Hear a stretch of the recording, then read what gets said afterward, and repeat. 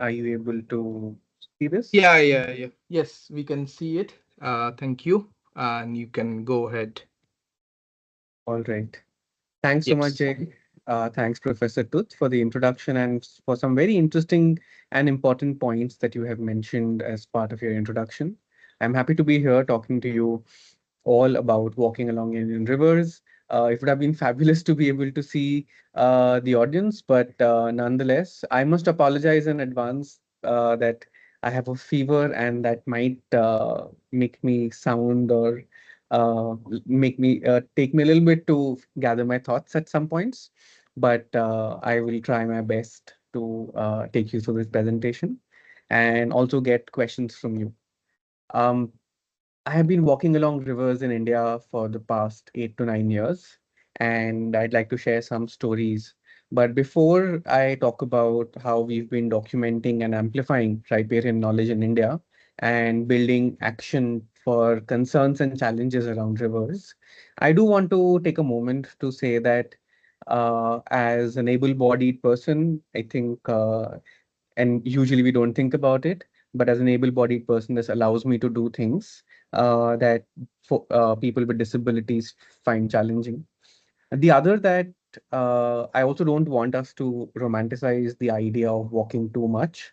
And I say this because while I walk and I spend my time doing this research and action with intention and with my own will, there are many who walk for various reasons. And I think I want to acknowledge the folks who have to walk for various reasons.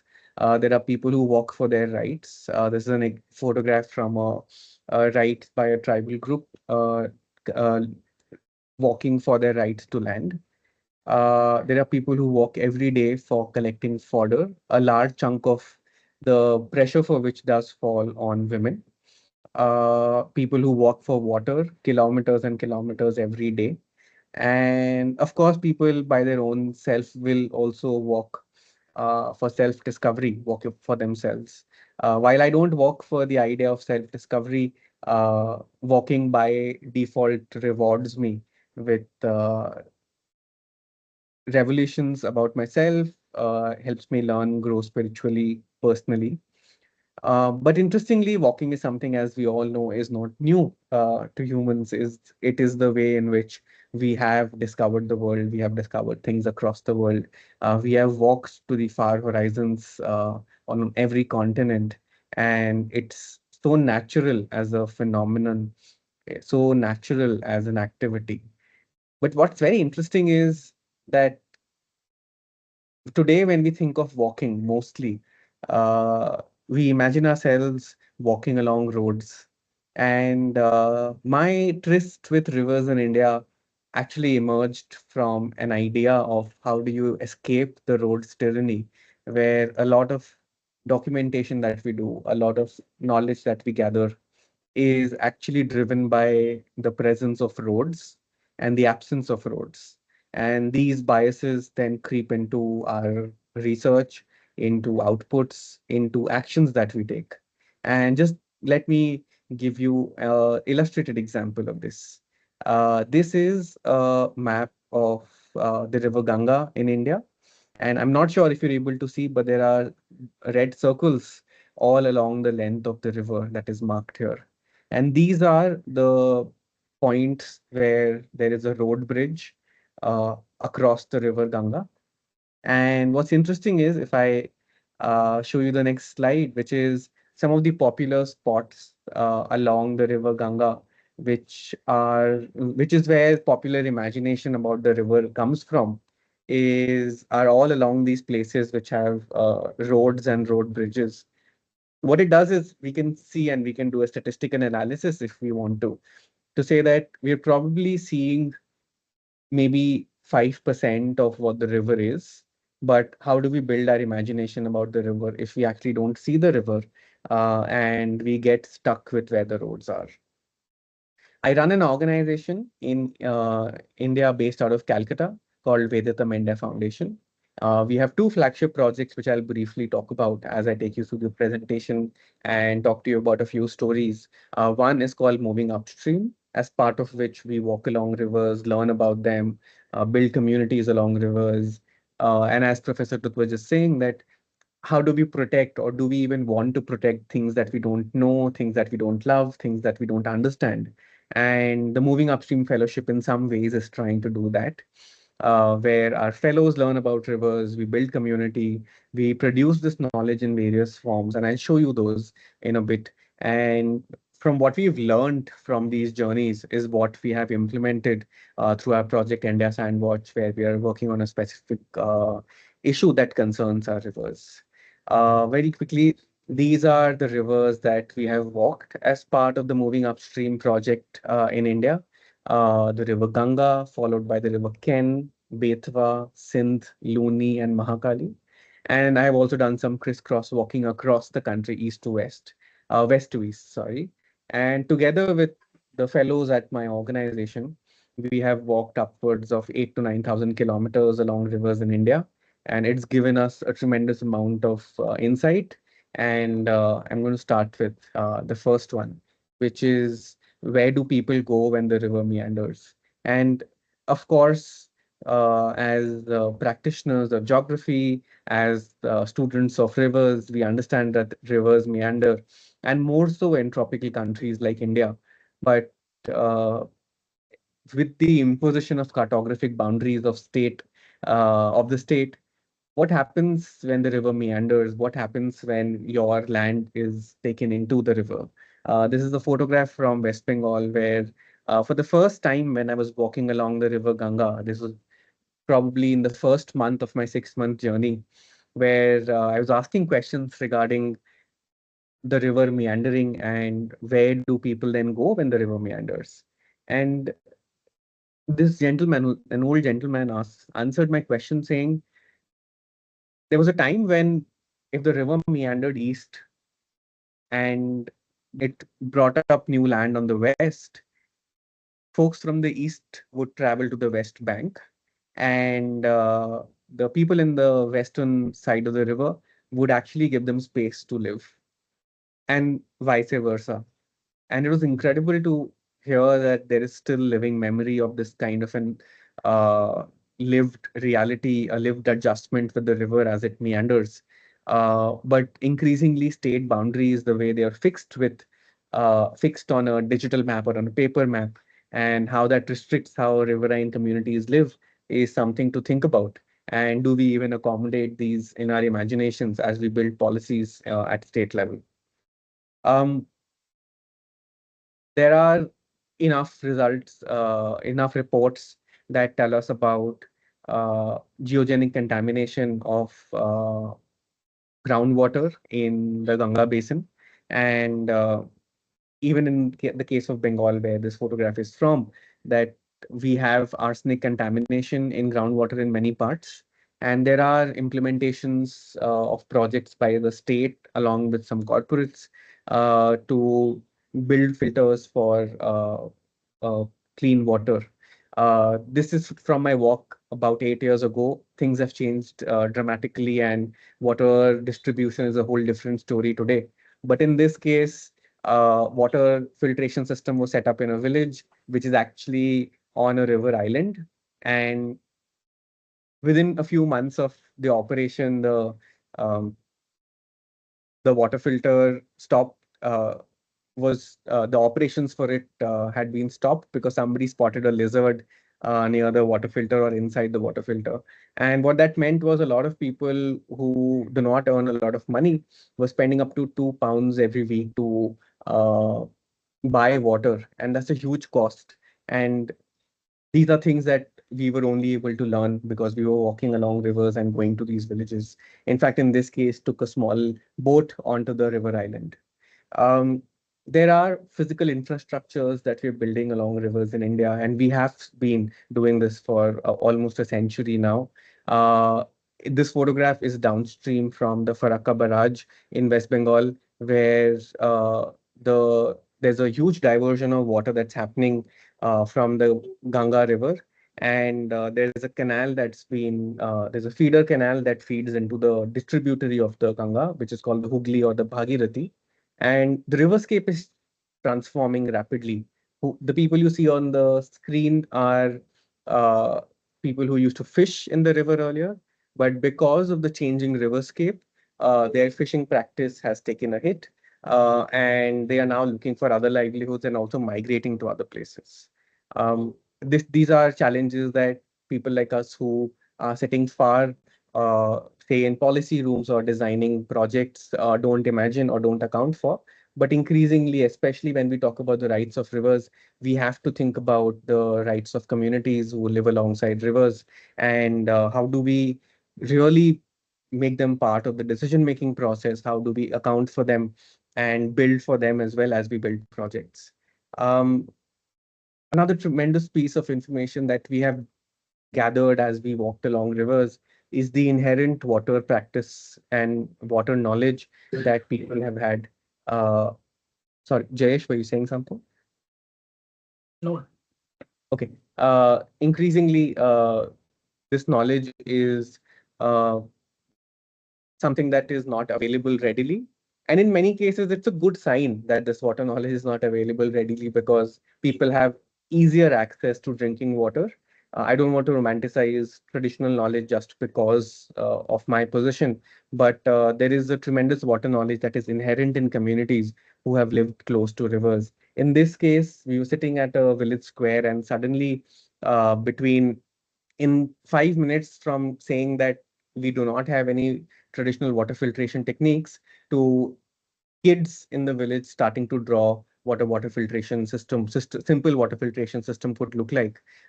It was incredible to see that there is some knowledge that is still being retained and comes in handy when required. We have done water testing of for fluoride and arsenic as we have walked along rivers in India in some cases, and some of the results have been really shocking. But again, the absence of the road has sometimes meant that the response to such contamination of water has been slow to come. Another important piece of information that we have often documented as part of our work is the living memory of floods that people have. Also, when we say think of dams and barrages sitting in the capital of the nation or the capital of the state, we don't account for, or we have traditionally not appropriately accounted for floods and the role that existing structures on the river have played in contributing to floods. And learning from people about their memories of floods has also helped us understand how they look at the river, how they look at flooding, or whether they're okay with living along floods. And of course a more deeper topic, so I don't want to offer any uh, sort of black and white answers, but I think a provocation is required to think about what does a flood do to communities, what does a flood do to groundwater, what does a flood do to some of the most fertile river plains that we have in the world in India. Uh, of course, all of this is extremely gendered, where on the screen we see a water pump on the left, which I tried pumping, and it took me about 1 minute and 50 seconds from start to end to fill just a couple of liters of water from this hand pump. And this activity is severely gendered, and that's also something I really want to acknowledge that we have constantly seen as part of our river walks. Why I've also put this picture is because at the same river along which there are challenges of water to the extent where pumping out water is so difficult, uh, there is a forest along that same river that is threatened because of a large infrastructure project. And in this age and time when we are looking at climate outcomes in such deep ways, it's important to protect these forests. It's important to protect our rivers from being dammed, from being submerged behind the idea of clean hydropower energy, especially when, at least in countries like India, solar out far is far cheaper than hydroelectric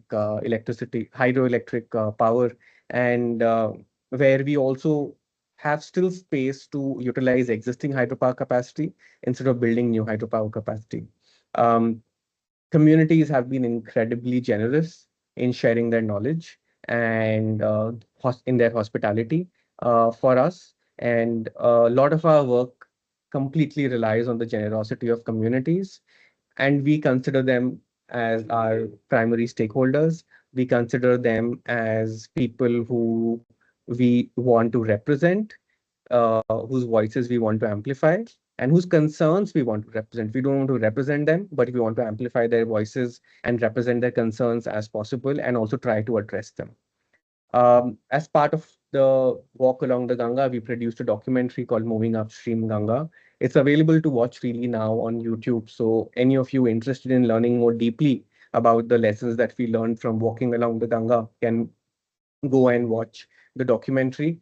On the left are a few photos from my fellows who have walked along rivers in central India, and the learnings that they have come out with are published in forms of articles on our website and in forms of reports. But I think, as Professor Tooth was saying, that we also have to reach new people, we have to reach new audiences. How do we do that? How do we take the stories of rivers to more people? So we've produced zines, we produce soundscapes, we write for children, we've produced books, and these are all reaching diverse audiences who are now slowly, in their own way, uh, engaging with the idea of rivers, the challenges that rivers face, and what can we do in order to address these challenges. We do storytelling online, and as you saw, in physical form as well.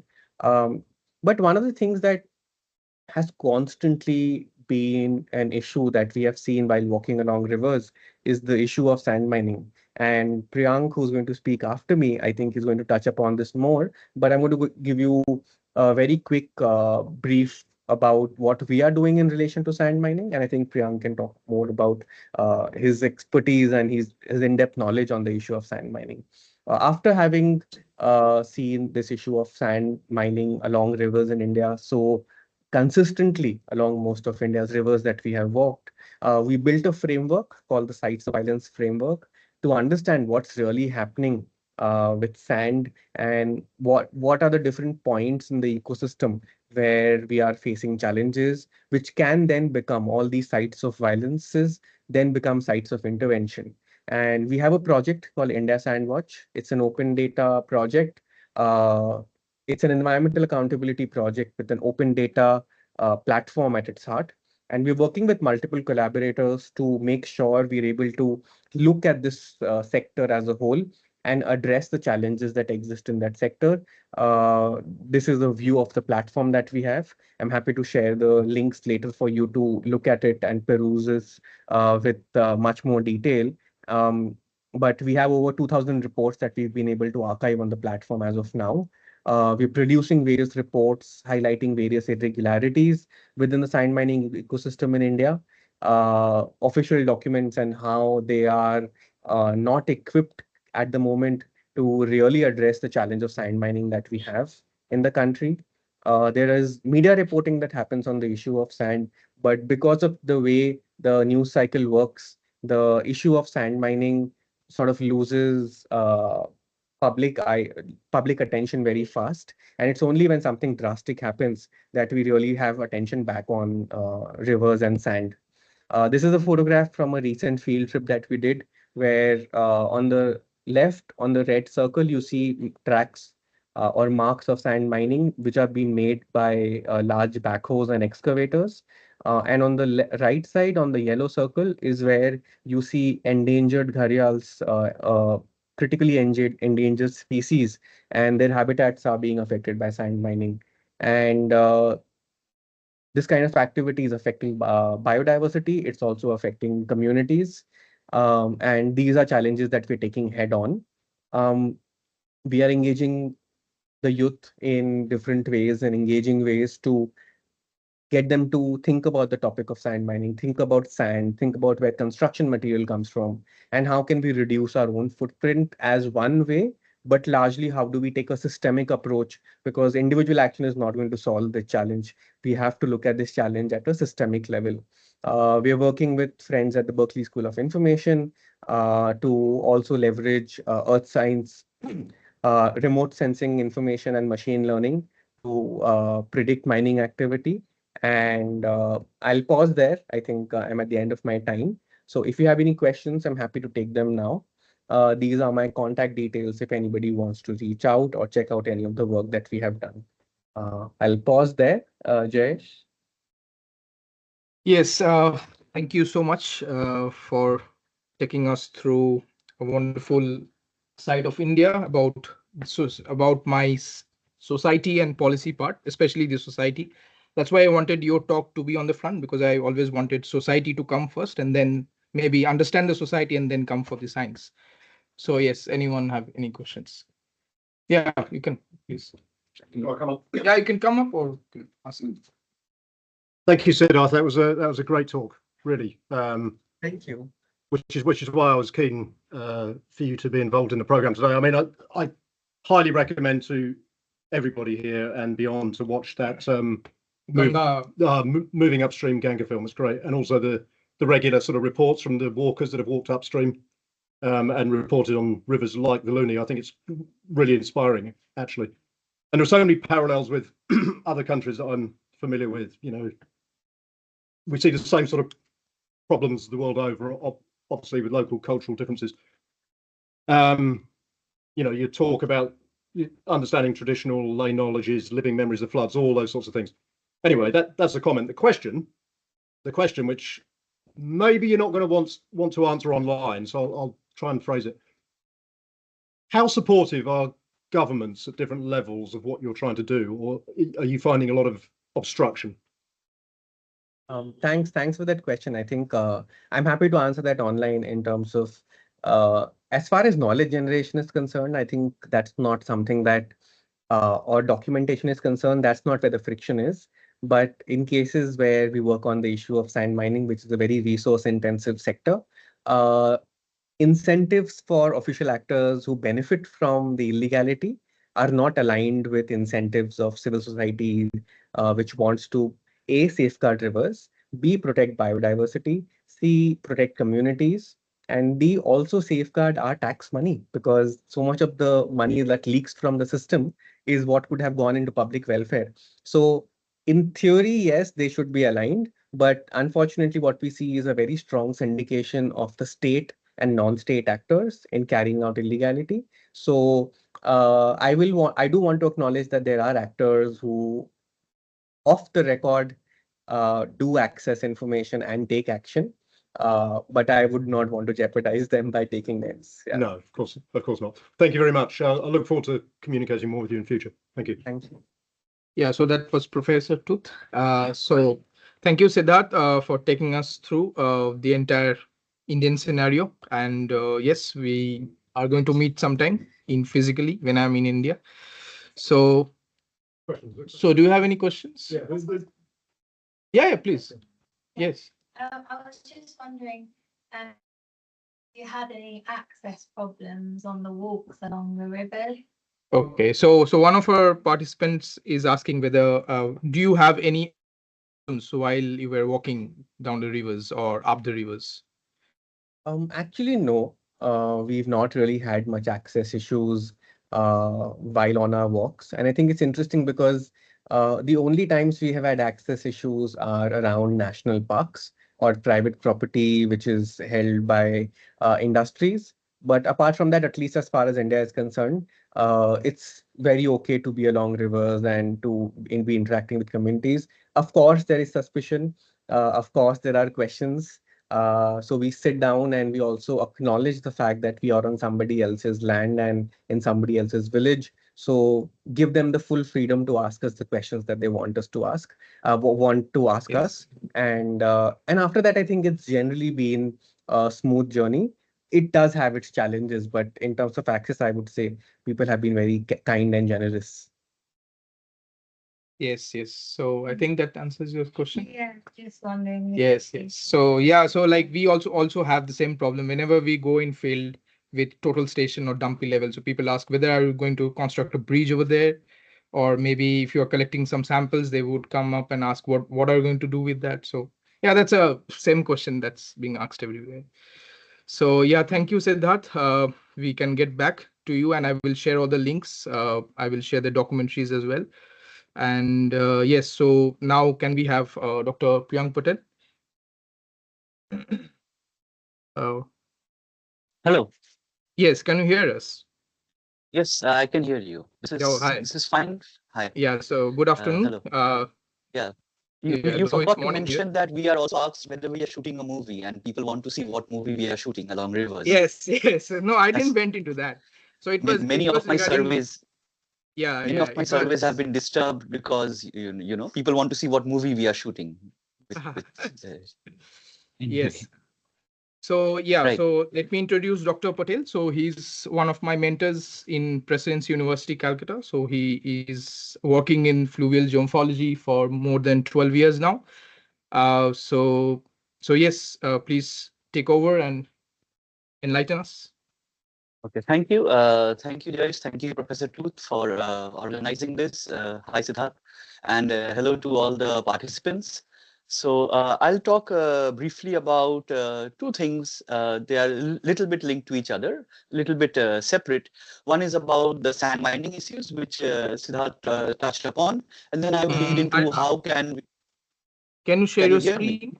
Yeah, Yeah. just doing it. Oh, Just okay. doing Yeah. it. Sure. Just checking on that. So let's share the screen, right? Is Yeah. it fine? Yeah. I can see your screen, but yeah, just waiting for your This is slide. fine. Yeah, if you can go on a full screen mode, maybe. This is okay. Yeah, it's coming. Yeah, that's great. Thank you. Fine. Okay. So I'll just talk about sand mining in India and what's going on in this scenario. How is it affecting the rivers, or let's say, how do the rivers look when they are sand mined? And this is something which has not really been delved into, because most of the time sand mining occurs through dredging up from below the water. But what happens when there is river activity directly on mining activity directly on the riverbed, right? And then I will also go into how we are trying to protect our rivers using some nature-based solutions, and how can we shift away from the traditional structural measures of riverbank protection, and what's happening at the community level in this regard, right?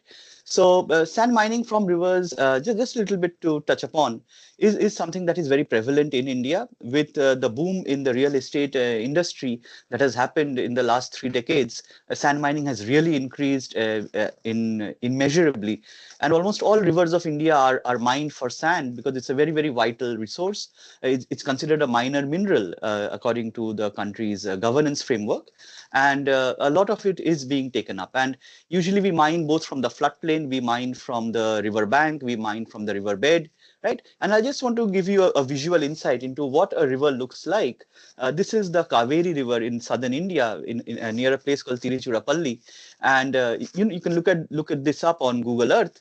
So the river has two branches, the northern one and the southern one. And the southern one is what it would look like naturally when it was not being mined. And you see the northern one, where you wouldn't really call this a river anymore. It's just broken into a series of rectangular pools from where mining is taking place, and the sand ridges in between are where trucks are accessing the riverbed to carry away the sand, right? So this is really what ends up happening to our rivers when extensive mining takes place. And hello, is everything fine, Jayesh? Yeah, it's fine. Just a noise. You can continue, Okay, please. fine. So then, and the reason why I titled this presentation "Last of a Summer Sand" is because, of course, it goes back to one of the old one of the old series I liked on yeah, British television, "Last of the Summer Wine." But also as well, our entire mining activity takes place from November onwards till May. So during the summer period, June to October, we have our flood season, summer monsoon, and that is when a huge amount of sand gets dumped in the river in every annual flood cycle. And then the mining activity starts post monsoon and carries up to the beginning of the next summer. Right. So this is what a river will look like. And we have tried to classify these landforms because there is no classification of these till date. And in 2009, Logzi and Sabo, they came up with a classification of anthropogeomorphic landforms. And there they mentioned something called montanogenic landforms, which are mining-induced landforms, among others.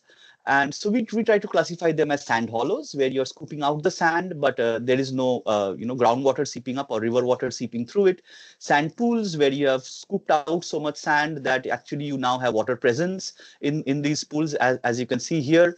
And then sand mounds, where you're piling up the sand tracks. These are the flattened level sections where trucks are accessing the riverbed for the sand. And in fact, also sand bridges, where we are building bridges of sand across rivers just so that we can access the other parts of the reach. Right, so we have just tried to do a classification of these landforms. We're just taking a river in eastern India to show you how this changes. And you can see that if I go through the pictures over here, this is how the reach looks originally when mining starts. And then as the mining season progresses, and this even goes across years. So as the mining season progresses, we have more and more sand tracks that come up across this big sandbar. There is more and more access, and the little holes you see are where the mining is taking place. And then eventually, once all the mining is happening, you have extremely turbid water that happens between these sand tracks. And then once all the sand is taken up, only things remaining are the tracks that were formed by the trucks to access the riverbed. So, this is not natural at all. No fluvial process is going to create these kind of landforms or create this kind of morphology on the riverbed. And this is how human beings are transforming these rivers and changing their entire look, their entire landform morphology. And it goes without saying how they react and behave as well. Right. So just to give you another insight, the same sand area, the same sand bed, how it has been mined over successive years, over a period of 5 to 6 years, and how its entire appearance changes. And there are literally no records of this. So we have done an inventory of these sites across the country.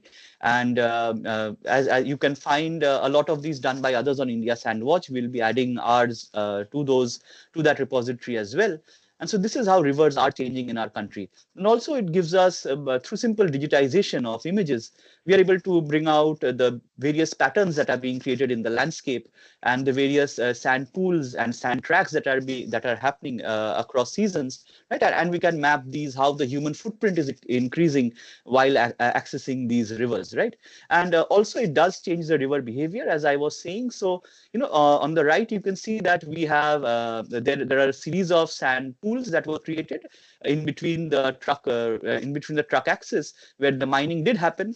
And once we create this series of pools on the riverbed, it's almost natural that the river will find a new path through those pools, right? In one flood season, the waters will connect up with these pools and the river will divert. And this brings in the scenario of channel instability. It does undermine the river bank in these locations. There is a lot of undercutting, and there is sustained river bank erosion.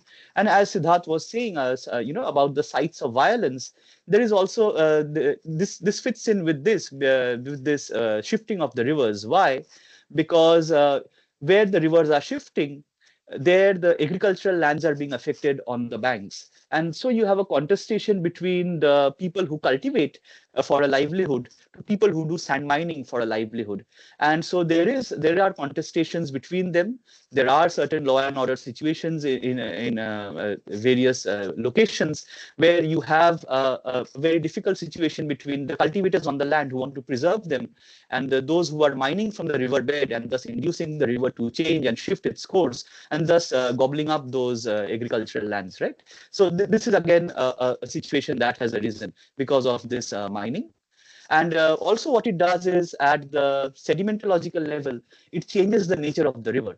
And this is just a little bit of data. I don't want to burden you with data or tables, but this is just a little bit of data where we went to what we expected was a sand bed river. And once we reached there, we saw it was just a bedrock channel. And the reason why that happened is that the entire sand had been scraped off. And we were left with the pebbles and cobbles on the riverbed because all the entire finer materials that had been taken off during the course of the summer. And so that changes the river's carrying capacity, its various hydraulics, how sediment is being transported downstream. Also, where such kind of mining happens on the riverbed, you create an artificial neck point. So there is a head cut migration upstream, and that further deepens the riverbed. And if you deepen the riverbed, that goes and impacts upon the channel thalweg. It starts to get more dynamic. It starts to impinge on the river banks on either side. And again, you have potential land loss along the river as the river becomes more and more unstable, right? So these kind of things are happening. Also, we can track the seasonal changes and annual changes in these rivers from from a time series of satellite images. So we use the Google Earth Engine platform because we are able, with it, we are able to measure the turbidity, ascertain the turbidity that happens, and you can see just some water samples from the clear water part of the river where there is no mining to the intensely mined part of the river where sand pools have been created, how the color of the water changes, and it becomes more turbid. It's difficult for fish and any aquatic biota to survive in such turbid waters, and it really impacts on the entire river ecosystem. So I'll just go through some images. So as we go through the various months of a particular season, you can see how the river is changing, the turbidity patterns are changing. And just to give you an insight, these are the sand roads. You can and how the turbidity of the river has changed in between. They show up very well from satellite images, so we are able to capture these. We are able to measure how much is the turbidity occurring in the river, or the total suspended sediment load that is happening, that is occurring in the river as a result of this sand mining. So this tool gives us a way of monitoring our rivers across seasons, across the mining season, and potentially pinpointing those areas where excess turbidity has happened. I just want to direct your attention to two places. So the red signifies the turbidity in the river, but there are different shades of red. You see some lighter red shades over here, and you see some far more deeper red shades over here. So these deeper red shades over here are these sand pools on the left where the mouse is. And what happens is, if these gets disconnected from the river, so there is no more any water circulation between the open river and the sand pools, and so the water starts to stagnate. People still keep on mining from the riverbed, and so as you churn up more and more sediment from the riverbed, the pool becomes progressively more and more turbid, right? And that shows up as far more deeper red signatures. And this does have a lot of deleterious impacts. We measured the water quality, and even though it was good in some locations, once you add the turbidity, once you start mining, that this entire river ecosystem becomes unsuitable for life, and it does impact. And what we see is here, once these pools dry up, there's a lot of death of fishes and any other aquatic biota that is there across these sandy river beds, right? So this is something that we are doing to our rivers, and this is not only the case of one river. This is across rivers of India. I am based in West Bengal, and in southern West Bengal, we have rivers that are quite seasonal in character. For example, right now we are undergoing a phase of floods. Of course, it's human-induced floods in a way, because a lot of water has been released from a number of dams, and that is causing floods in the downstream areas. But for most of the year, from November to May, or March, when these rivers are quite dry, there is a huge ton of mining activity that goes on. And there are various nexuses, there are political issues that are connected with this, and that gets snowballed into a societal situation as well. Right. So I'll just move on to another rivers example that I want to give you, where I'm going to the second part of the talk, where we are looking at how to conserve the river banks. So sand mining is happening. Floods are occurring, and of course the main stress comes onto the river banks, right? And there is rapid river bank erosion in a number of scenarios. So can we bring in some measures that can reduce the level of river bank erosion? It's not something that you can stop forever, and not something you may literally want to stop. Floods are a natural event that happens during a river's course, and living with floods is something that people in southern Bengal have had to adjust to over hundreds of years. Right, so we are just taking you through another example of a river called the Shilabati. This is again in West Bengal, where these were the sandbars in the river, and it was quite pristine going back 2 decades. But progressively, as mining has happened, these red bits are the places where the mining has occurred, and those sandbars have been totally consumed. And so there has also been a loss of river connectivity. Right, also a loss of the upstream and downstream river connectivity, because if you convert a river bed into a series of pools, And if you coordinate off by having a number of sand bridges, going from the left to right bank across the river, then what happens is that you interrupt the downstream flow, you interrupt the movement of nutrients, sediment, and that really changes the nature of a stream.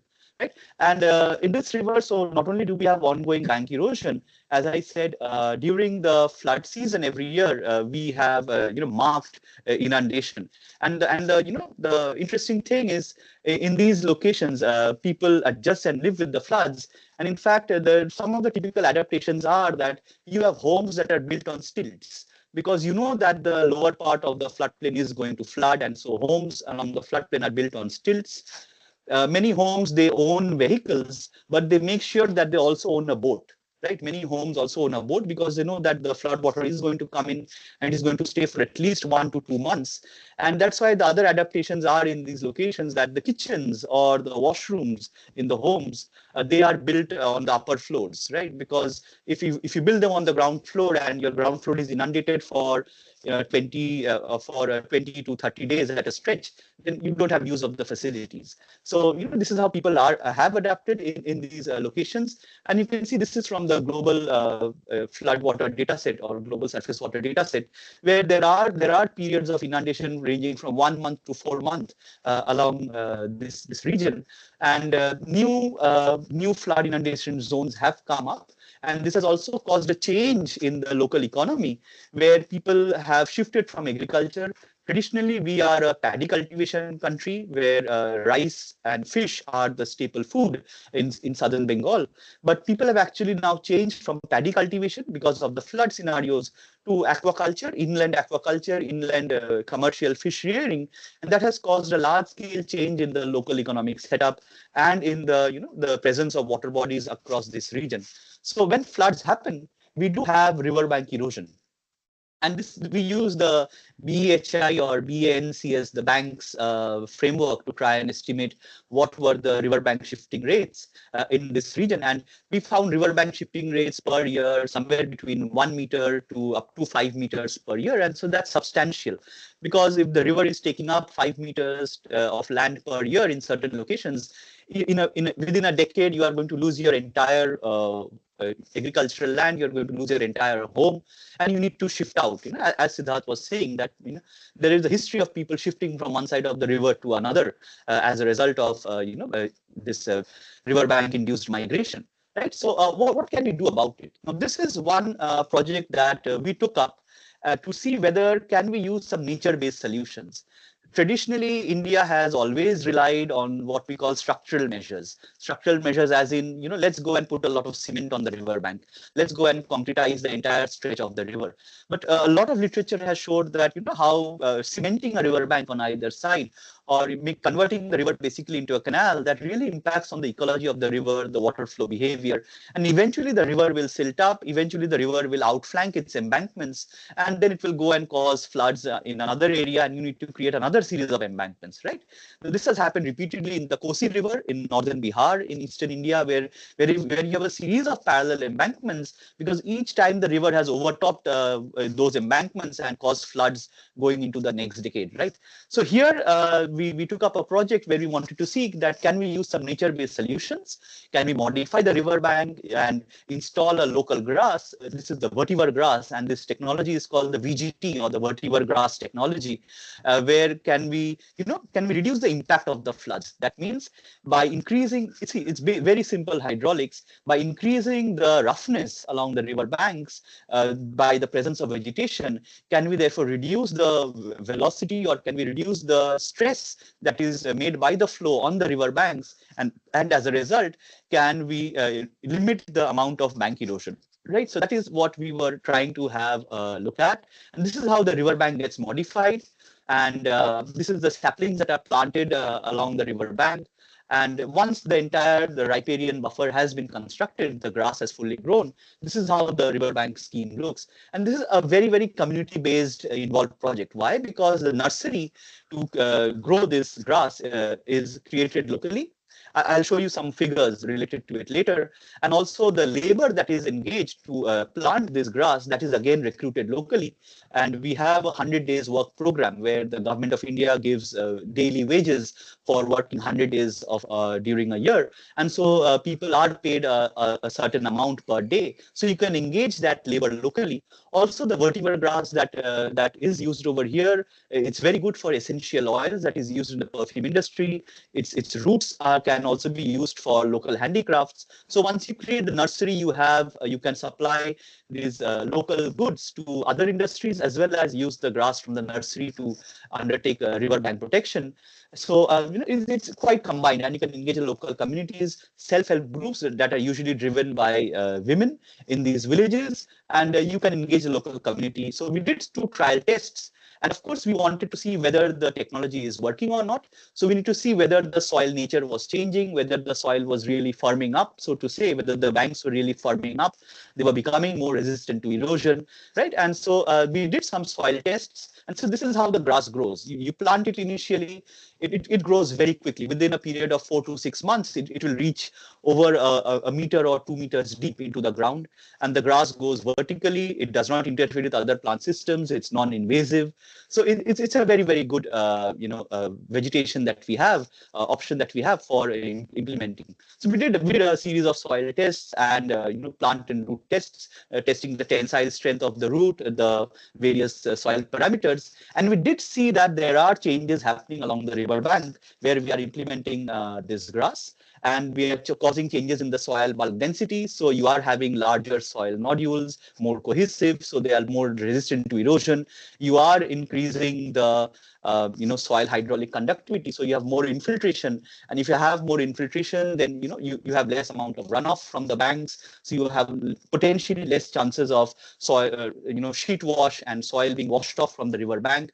And you're increasing the soil organic carbon as well, so that you're binding the soil particles much more, right? And so on and so forth. So what we took away from these studies was that yes, this grass does work, but in one of our test cases, the grass failed.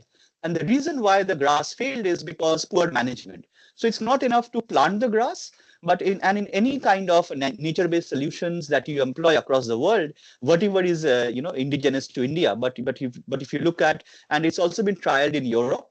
In a number of scenarios, it's very much climate resistant. But there are a lot of studies on other grasses being used, alfalfa and other grasses being used across the world for these kind of nature-based solutions. But I'll stress again, it's not enough to just plant the grass. You also need to maintain the riparian buffer that you are creating. So if you do plant the buffer, but then you let loose your livestock into the buffer, so you're going to have this kind of scenario where the grass is gone, and it's not going to give you any protection anymore. So in those places where the sites were not maintained, that is where we saw that the technology was not effective, the measures were not effective. But where it was maintained, we did see some good results. And I'll show you some photographs as a result of it. So we planted the grass on one bank of a river. And just to show you some images, on the right side, we have the grass planted, and that's actually the outside bend of the meander. And the outside bend of a meander, as you know, is supposed to be more erosive. That's the cliff slope. And this is the inside bend of the meander, which has become bare. So during the flood wave that passed, it was the inside bend that was not protected by the grass that actually underwent erosion. You can see on the top photograph that underwent rotational slumping, and the entire bank got disturbed. Whereas the outside bend, where we were anticipating the erosion and where the village was actually situated, because it was protected by the grass, that got conserved, and there was almost no erosion over there. In fact, there was sediment trapping along this bank, leading to better build-up of the bank and better protection. Right. Also, we did some hydraulic studies. So we took a high resolution digital terrain model, and we took cross sections across the river floodplain, and we generated these cross sections from the DTM data sets and from our hydrographic surveys, and we did a simulation. In the first simulation, we just have the current situation along the river, and in the second simulation, we have a scenario where we create a 100-meter vegetation buffer along the river of this grass. And let us see what happens to the water velocity. And when we trialed the water velocities, when we simulated it, we saw there was a marked drop in the water velocities, right? pre-riparian buffer and post-riparian buffer water velocities were markedly different. We were able to reduce the water velocities by around 0.2 to 0.7 meter per second in certain locations. In some places by as much as nearly 0.1 meter per second, we were able to reduce the water velocities because of the presence of this riparian buffer. And if you reduce the water velocities by 0.5 to 1 meter per second, then you're really reducing the available energy of the river to do erosion, or the shear stress that is going to happen from the flow hydraulics onto the river bank, and you can bring about a better river bank protection, right? So yeah, these are some of the outputs of that. The reduction in the river velocity we found around 0.5 meters per second in the meander bends, and we could effectively bring about a better control on the erosion, right?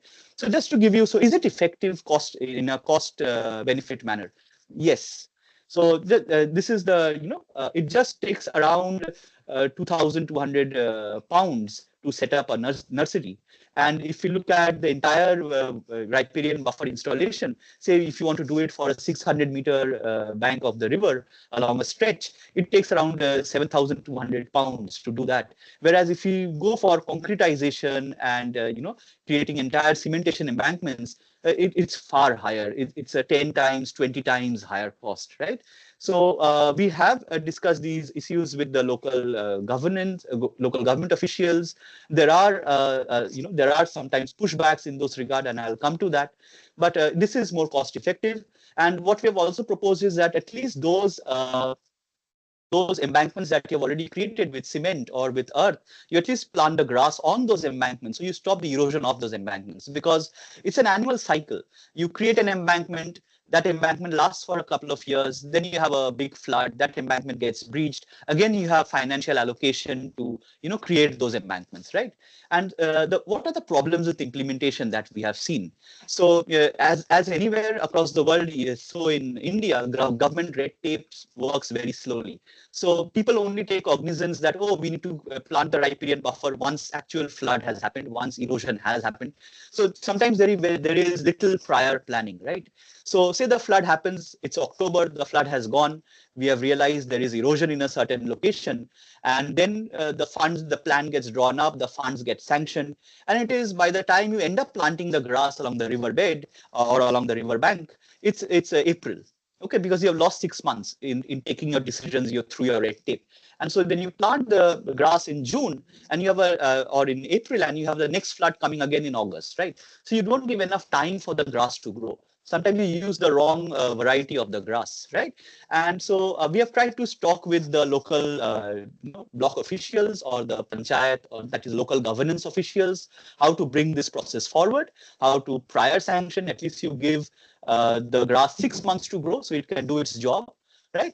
And some of the sites we have studied, it's also available on the IVGT app. That is, there is an international consortium that tracks the use of such nature-based solutions. And there is an app available called the IVGT app, the International Vertical Grass Tracking app. It's available for smartphones, where you can document these sites across the world, or any other nature-based solutions.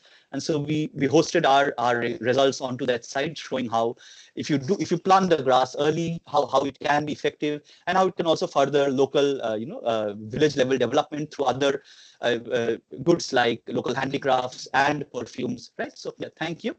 I think that's all. Right. So any questions and queries, I'm happy to answer.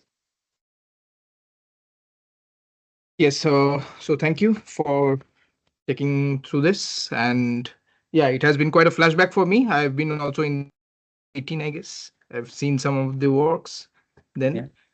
So yes, I think Professor Tooth has some questions.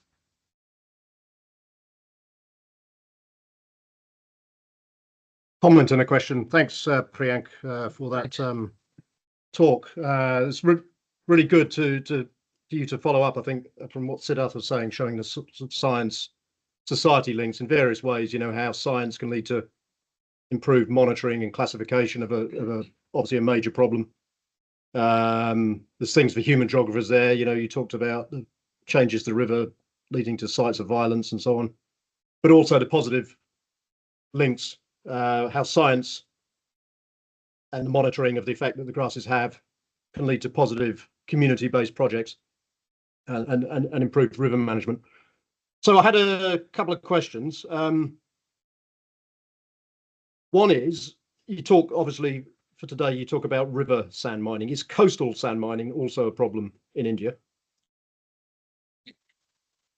There is coastal sand mining, yes, but the sand particles that are found in these rivers, they are actually, through our interactions, we have learned that they are far more rounder. And so that's better for the construction industry. So river sand is more preferred than coastal sand. And what we are having along India's coast is a large-scale buildup of coastal aquaculture. So our coastal lands are actually getting transformed into aquaculture ponds in Andhra Pradesh, in West Bengal. And these are becoming huge locations for fish export and within the country and outside. So coastal lands are being transformed more for aquaculture, whereas the grain size and the sphericity of these grains in the riverbeds, they are far more desired in the construction industry. So the rivers are far more targeted than the coastlines. Okay, thank you. I'm just wondering, actually, while you're talking, to what extent the UK construction industry is implicated in a growing worldwide problem of sand mining. I mean, it's not something that I'm aware of in the UK rivers, sand mining, but we must be getting our sand from somewhere. And I wonder whether it's coming from India or other illegally mined countries around the world. I mean, I know it's a massive problem more widely in Asia, particularly in the Mekong River. Yes. There's huge problems of sand mining there. Anyway, that's not for you to answer. But have you got any examples in India of where sand mining has taken place, then stopped, and how quickly the rivers can recover? So the river that I was discussing in the second part, that work is actually being followed up. So the mining happened too close to a number of bridges, and the bridges started to get affected because of the scour, and so they stopped mining. And so the sandbars that we were seeing that had completely been taken, dredged out or taken out, within a period of 2 to 3 years, they have started to come back. But but they're still not breaking above the water surface. It's still shallow. It's not as extensive. So every flood cycle, you will get some sand that's being deposited. But what is happening is, because once you've created a pool in the riverbed by the mining on the riverbed, it basically hampers with the circulation of the water. So there are large stretches of a river that are still stagnant. So you have a river which is flowing, but it is far more slower in a certain stretch that was mined than in another part that was not that much affected. So we are having the recovery of sandbars, but it's taking a lot of time. And our estimate is it will take at least up to a decade. Right? So sand replenishment studies are again very important. That's something we are undertaking, because whether you're mining at a rate which is lower than the annual sand replenishment, then it's all right. Right, then at least you can say, fine, at least there is a certain sustainable limit to it. But it does change the riverbed. There is a common perception that, oh, okay, let's mine it. Next year there'll be a flood and it will get filled up. But it doesn't happen. It really does leave behind lingering impacts on the riverbed. It's like if you have an operation, the scar stays in your body. It doesn't go away that soon. Okay, thank you very much. You were just starting to break up a little bit there, but I think it's got back on track. Thanks, Priyank. Right. Thank you. Thank you. Yeah. So is there any more questions? Maybe.